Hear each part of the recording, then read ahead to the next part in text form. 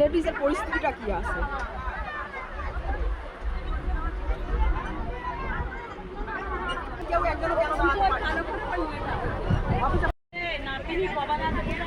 তুমি তুমি তুমি এইটা এখানে দিয়ে রেখেছো? তুমি রেখেছো কেন? এইটা এইটা এখানে রাখার জায়গা? রাখার জায়গা না।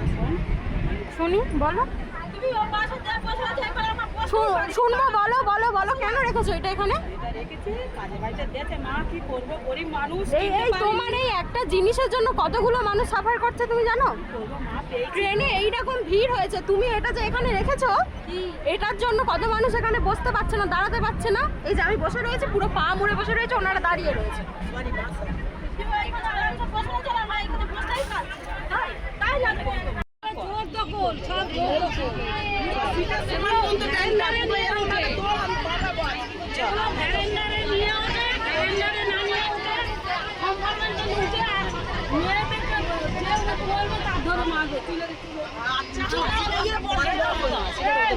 যা বলছে ঠিক বলছে। আপনি বয়স্ক মানুষ তো, আপনি নিজের সম্মানটা কেন নষ্ট করছেন? চুপ করুন। গালাগালি দেবে কেন? সত্যি কথা বলতে কি ভয় নাকি? সত্যি কথা বলতে ভয়? সত্যি কথা বলতে কেন ভয় হবে?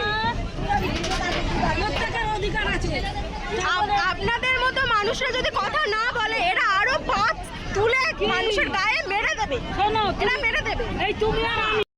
Hello guys, good morning. আমি অঙ্কিতা। আমি আর মা আজকে বারুইপুর যাচ্ছি। মায়ের একটু ডক্টর দেখানোর আছে, তো চলো বারুইপুরে গিয়ে কী করলাম সব কিছু তোমাদের সাথে শেয়ার করি। বাড়ি থেকে বেরিয়ে পড়েছি গাইস, এবার আমরা স্টেশনের দিকে যাব। চলো হাঁটতে হাঁটতে স্টেশনের দিকে যাওয়া যাক। আর আজকে আকাশটা দেখতে পাচ্ছ কি সুন্দর। আকাশটা দেখে আমার মনটা খুব ভালো হয়ে গেছে। আকাশটা দেখে না, এই আকাশের মেঘগুলো দেখে, এত সুন্দর মেঘ আমি এর আগে কখনো দেখিনি। আর বকবক করবো না, তোমরাই দেখে নাও আকাশটা কি সুন্দর লাগছে কিনা বলো। এই মেঘগুলো দেখে খালি মনে হয় যদি একবার ছুতে পারতাম তাহলে কেমন হতো। আমার যাওয়ার খুব একটা ইচ্ছে ছিল না, মা আমাকে বললো যে চল ঘুরে আসবি। স্টেশনে এখনো পৌঁছোয়নি, চলে এসেছি, হাঁটছি মাটির রাস্তা ধরে। তো এবার পিছনে এই যে মা, আমি আর মা দুজনে যাচ্ছি। মার একটু ডক্টর দেখানোর আছে, তো চলো এবার আমরা টিকিট কাটবো। আর দাঁড়িয়ে থাকতে হবে অনেকক্ষণ, কারণ ট্রেন হচ্ছে 11টার সময়, আর আমরা অনেকটা তাড়াতাড়ি বেরিয়ে গেছি বাড়ি থেকে। গাইস, এখানকার ভিউটা দেখো। তোমরা সবাই জানো যে আমি গ্রামে থাকি, তাই আমার ভিডিওতে তোমরা এগুলোই দেখতে পাবে, মাটির রাস্তা, ধান। তো এই যে দেখতে পাচ্ছ এই বাড়িটা, মানে এই ছোট্ট একটা বাড়ি, এই বাড়িটা হচ্ছে একটা গেঞ্জির কারখানা। এখানে গেঞ্জি বানানো হয়। আর এই যে স্টেশন। চলো এবার আমরা হাঁটতে হাঁটতে যাই। আর ছাতা নিয়ে বেরোয়নি গাইস, হয়তো আজকে বৃষ্টি হবে আর আমরা ভিজে যাব। যাই হোক, এটা তো আমাদের রোজকার ব্যাপার, ছাতা থাক।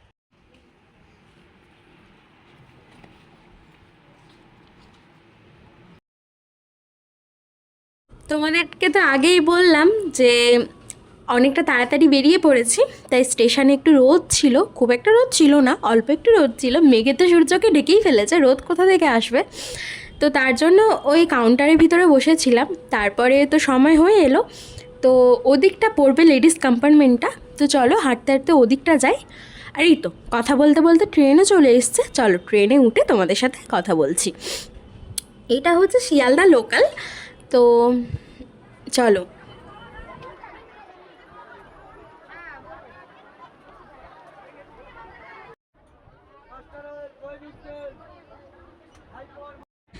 তো ট্রেনে মায়ের সাথে গল্প করতে করতে, লজেন্স, ঝালমুড়ি এসব খেতে খেতে দেখতে দেখতে সময়টা সুন্দর কেটে গেছে।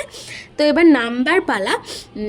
এই ট্রেনটাতে না, মানে বারুইপুর যাওয়ার যে ট্রেনটা সেটাতে না খুব একটা ভিড় হয় না, তবে আসার ট্রেনটাতে খুব ভিড় হয়। তো আমরা নেমে গেছি। আর বারুইপুরে এলে আমার সব থেকে যেটা খেতে ভালো লাগে সেটা হচ্ছে লাস্সি।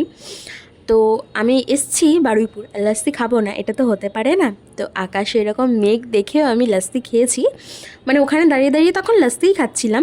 আর আমাদের এই যে ন্যাশনাল ফ্ল্যাগটা, এটা জাস্ট ওয়াও লাগে। মানে আমি যতবারই এটার তলা দিয়ে যাই ততবারই আমি অবাক হয়ে এটার দিকে তাকিয়ে থাকি, এত সুন্দর দেখতে লাগে। ছোটো থেকে এই গলিটা আমার খুব পছন্দের গাইস। এই গলিতে প্রচুর দোকান আছে, জুতো, জামা, কসমেটিক্স, টেডি বিয়ার। তো তাই আমার গলিটা খুব ভালো লাগে। মনে হয় যদি টাকা থাকতো এই গলিটাই আমি কিনে নিতাম।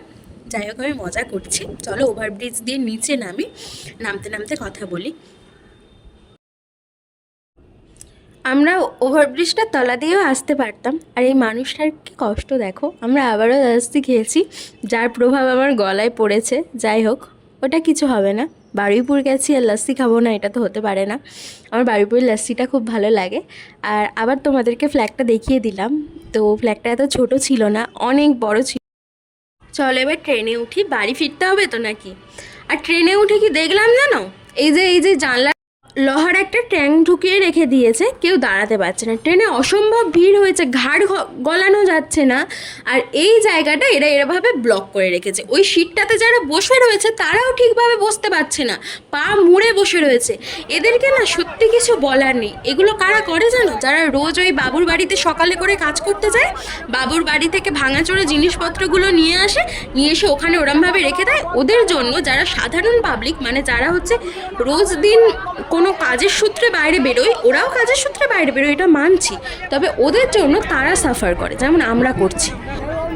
আমাদের যেমন ভিড়ে দম বন্ধ হয়ে আসছে, তবু একটু দাঁড়াতে পারছি না, বসতে পারছি না। সব থেকে মজার ব্যাপার কি জানো, যে ওটা রেখে জায়গাটা ব্লক করে রেখেছে সে আরামে ওদিকে বসে আছে। তাহলে বলো তো কেমন লাগে।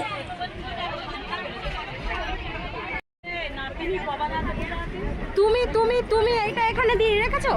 তুমি রেখেছো কেন? এইটা এখানে রাখার জায়গা? রাখার জায়গা না, শুনি, বলো। শুনবো, বলো বলো বলো, কেন রেখেছো এটা এখানে? এই তোমার এই একটা জিনিসের জন্য কতগুলো মানুষ সাফার করছে তুমি জানো? ট্রেনে এইরকম ভিড় হয়েছে, তুমি এটা যে এখানে রেখেছো এটার জন্য কত মানুষ এখানে বসতে পারছে না, দাঁড়াতে পারছে না। এই যে আমি বসে রয়েছে, পুরো পা মুড়ে বসে রয়েছে, ওনারা দাঁড়িয়ে রয়েছে।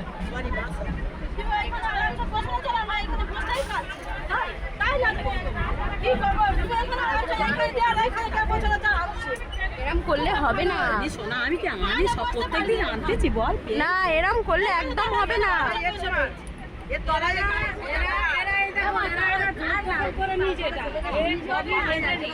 হ্যাঁ একদম একদম বললে জল ভেঙে তোমার পিঠে হিঁড়ে সব ছড়িয়ে দেবে।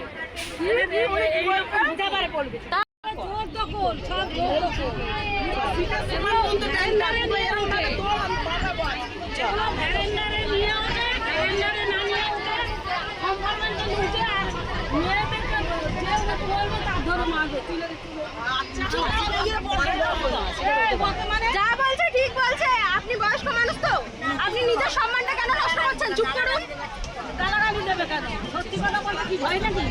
সত্যি কথা বলতে ভয়? সত্যি কথা বলতে কেন ভয় হবে? প্রত্যেকের অধিকার আছে। আপনাদের মতো মানুষরা যদি কথা না বলে, এরা আরো পথ তুলে মানুষের গায়ে মেরে দেবে। শোনো, এরা মেরে দেবে। এই তুমি আর আমি, আর কেউ বলছে না। এরা পায়ে পা তুলে মেরে দেবে, মানুষকে এরা মেরে ফেলবে।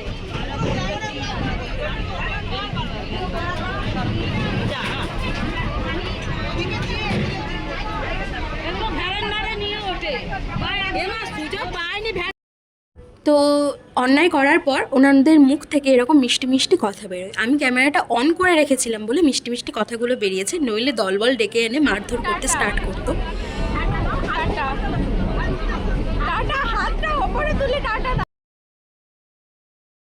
তো নেমে পড়েছে করঞ্জলিতে। তো চলো এবার বাড়ি যাব, আর একটু আইসক্রিম খেতে হবে। মানে লাস্সি খেয়ে ঠিক মনটা ভরেনি। যাই হোক, আমি আইসক্রিমটা নিয়েছিলাম কিন্তু খাইনি, মা একাই খেয়ে নিয়েছে। গায়ে লাগে না।